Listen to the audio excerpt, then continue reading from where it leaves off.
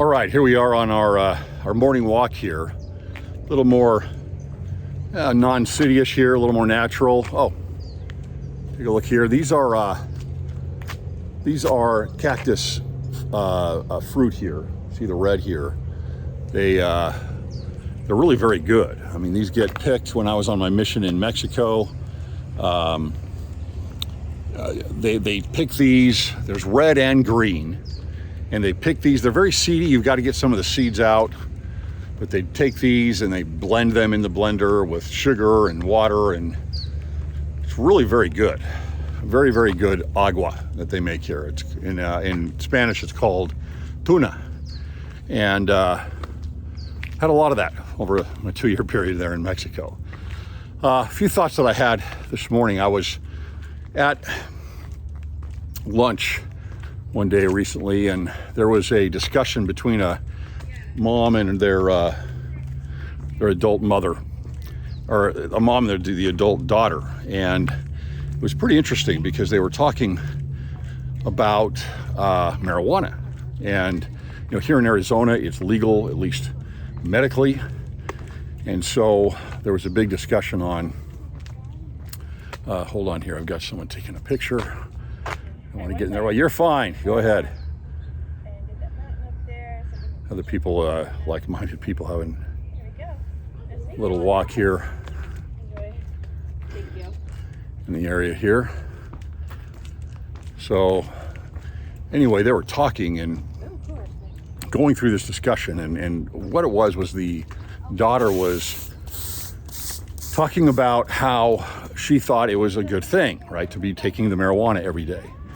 And she started citing Google, and she goes over all these studies on Google and why, all this information she pulls up that says, hey, this is why it's good. And, there's reason behind that. There are studies, and you want to look at those things. They're important. And the mom just knew that this was not the right thing. But of course, what that becomes then is a generation gap there. But here's the main gap. It's a spiritual gap. And the spiritual gap is things that are important, things that are eternal, things that are lasting, are not given value online, on social media,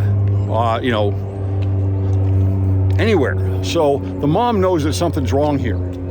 Here her daughter, her young, I would guess around 20 years old, 21 years old, is now smoking marijuana every day because it's going to reduce her anxiety. Yeah, maybe it will, but will it always? And what are the consequences? What are the ramifications of that? And I think that this is really an issue. Things that are important, things that are of value, things that are spiritual, are not going to be given precedence online. And so it's always been traditionally that as a child grows up, they become an adult, they start their own family, they go on, they get a job, they do all these things. In a good family structure, those kids are going to lean on their parents, who not only have the experience themselves, but they care for that kid more than anybody in the world. People online don't. And so you get this spiritual gap between what's online and important issues, spiritual issues. Another one is there's a new movement now among young mothers. You've heard a lot about the idea of consent. There's a new movement among young mothers that's online and getting a lot of traction. And it is that the mother should always ask consent to the little baby about everything. So if you're going to pick the baby up out of the stroller, you ask consent. If you're going to put it back into the stroller, you ask the baby's consent, even if they don't know, obviously, what you're saying, what the words are. change their diaper, give them a hug, feed them, wipe their face. You ask consent constantly. Think about what that is doing. This is something I've seen online quite a bit, and it's really concerning. But again, here's something of value, something that's very important, that is right. The movement is the information gets put out there online, it gets regurgitated, it gets picked up by people that don't care enough about these things, that don't care about spiritual issues, they don't care about things of value. And then it just spins up. It goes through social media. And so a new mom looking for new information on how they're going to bring up their first child, let's say as an example, they're getting it online. And while certainly there are things online that you can pull that are going to be helpful to you, nothing is more helpful than a dedicated mother of that new mother, and her parents who have been through this and who care for the mother and the grandkid and are invested spiritually in a relationship with them more than anybody else. And so we're getting this spiritual gap. It's like, the game Simon Says. If when you say Simon says XYZ, Simon says XYZ, stand up. Simon says sit down. And then you go and you say, stand up again. And someone stands up and they're out, right? Well, the Simon Says is Google says. Google says to do this. Google says to do that. Social media says to do this. And when you're out, those are the parents or spiritual advisors or people that really care a lot more for you. Something to really think about there. Google says. Another thing that happened this week is President Nelson put out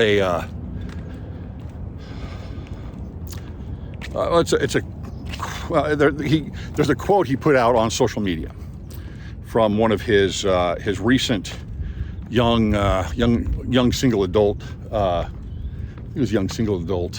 conference that he did online. And this is the quote. I've got it here. It says, "I plead with you to take charge of your testimony." Right? You take charge of your testimony. The days of being able to lean on someone else's testimony are pretty much gone. If you're doing that, that is a quick stepping stone. And maybe if you're young, you better go out and seek it. You better go out and build it yourself.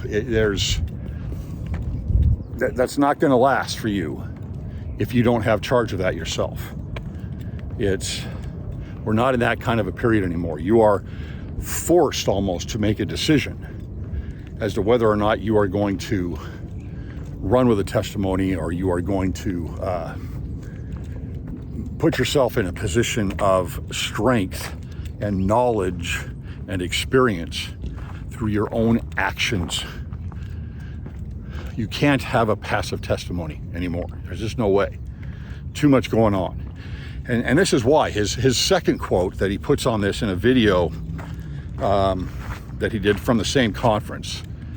He says, "I plead with you," let me back up. "Don't pollute it, your testimony. Don't pollute it with the false philosophies of unbelieving men and women, and then wonder why your testimony is waning." So many of those philosophies of unbelieving men and women are what you get on Google. They're spiritually void. And those principles are the most important principles. So we're being usurped in our spiritual values by this immense amount of data and content online, where instead of going to the right sources, the scriptures, for us as Latter-day Saints, the prophets, we move to Google. And it's not that you don't want that additional information, right? I mean, look at Article of Faith number 13. You do. But when you start leaning on that more than spiritual words, more than the gospel, more than the iron rod, then you're going to have a problem, right? And these philosophies of men and women, unbelieving men and women, are running rampant today. And whether it's identitarianism, critical social justice, whether it's issues on the law of chastity, word of wisdom, you name it. It's hard to pull away from unless you are anchored in that testimony. Lastly, going along the same lines here, I want to talk a little bit about the disparity of, as we talked about in this recent podcast with Jody Hildebrand and Ruby Frank that I did this week, the disparity between your own perceptions and reality. And I really do believe that so much of the problem that we have is a pull away from reality. And the philosophies of men kind of create a fog sometimes that don't allow us to see that reality. And they pull us away from it. And it's kind of like the whole imagery that you have from Lehi's dream.